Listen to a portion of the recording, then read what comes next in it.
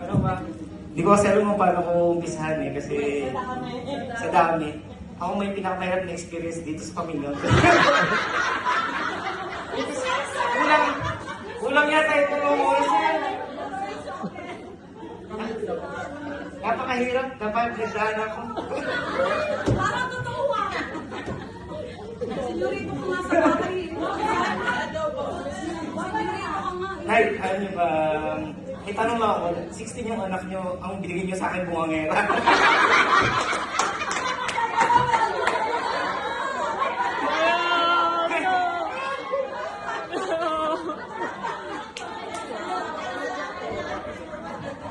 Buti wala na Wala daw kasi bibidyo ba ito? Naka-video yan. Video ba ito? nakawagin ko na kayo yan. Bakit ka pala eh? So, ayun lang, nung nakakilala ko yung family nila, medyo naguluhan din ako sa buhay ko.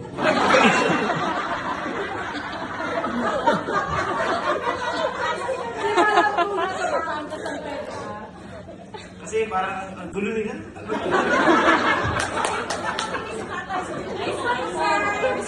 Sabi ko, ay kaya siguro nabigay sa atin yung ingay nyo kasi.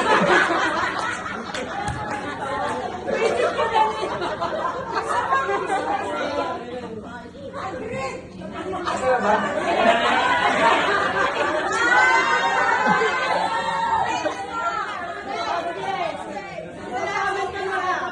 Ako na ba? Nasa kasi yung ano? May tatlo pa na, ibibilis ako na. Ayun.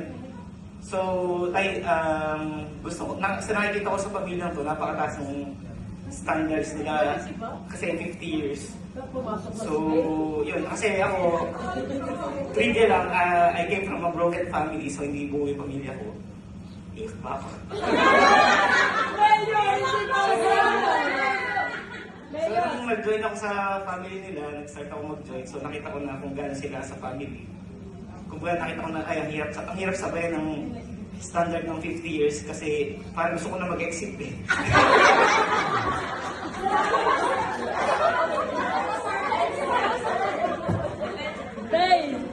Teka, hindi ka kasama sa hotel. Gusto ko na mag-exit na sa buhay mo eh.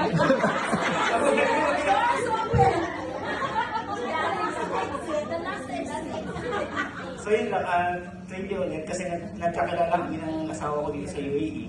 Nag-exit kami sa Oman. Diyan niya ako talaga inakit.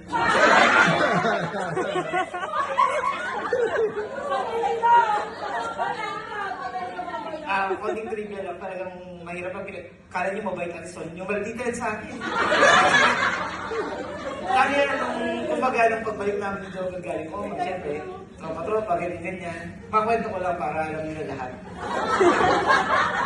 So, itong si Jobel, naiwan niya yung mobile phone niya sa bahay. So, tumawag ako.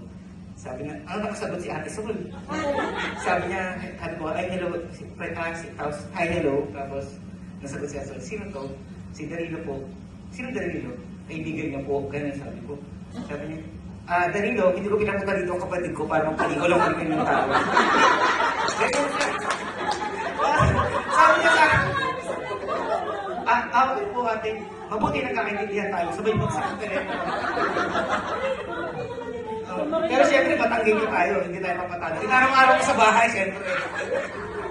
Hanggang sa hindi ko alam, napapalayas na pala. Galing sa akin. Sisisi ka ba? Sisisi na!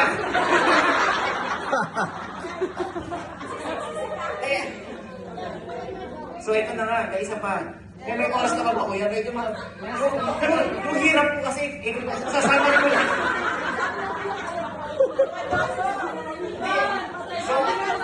So ito na, edi, ano na siyempre, alam mo na, mapapasok tayo ng kabataan natin. So ito na, yan.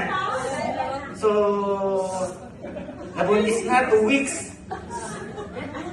Ngayon, ang ginawa ni Ate Sol, May sumisit. sabi, Uwi na kayo, magpakasal kayo. Sabi ko, kasi paano kami? Ito, nakabook na ang ticket nyo. Paano, so, right now, pay later. Akala ko, sir, matindi na yun. Akala ko matindi na yun. Pag uwi ko ng San Pedro, Laguna, second time kakasal, ang nanay nila Jobel, ready na sa simbahan. May direction na. Mayroon ng pare, kakasal ko na tayo. Ay, ikot to. Sabi ko.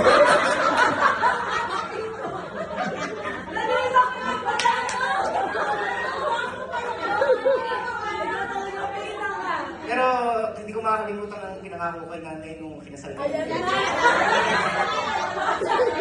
Sabi ko kay nanay, Nay, hindi ko man po kayo mabigyan ng maganda kinabukasan ng anak niyo. Sabi ni nanay, di ko mo pakasalan. Hindi, Nay, bibigyan ko naman ng magandang lahi. So, maganda naman lahi ko na, di ba? Taka. Nalayan ka daw natin. So, yun na. So, sige, may tatlo pa pala. So, yun lang.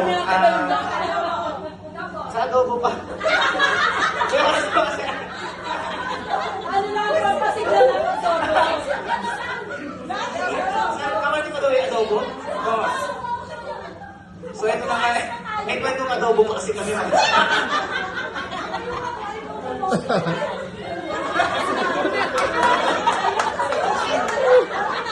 Ay, nasinig. Sinundo na. Ang daming kwentong adobo. Pag nalaw yun.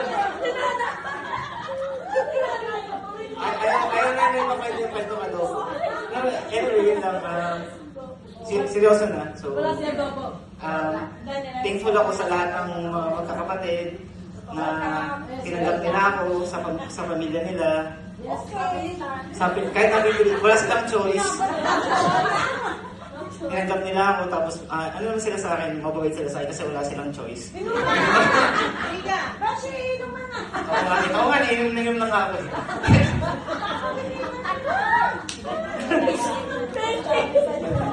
Wala kang mali. Ayun lang, thank you po, thank you nanay, tatay sa lahat ng good example niyo sa akin.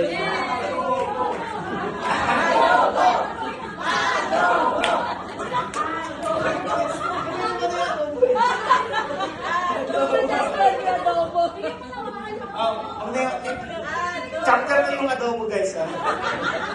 Continue.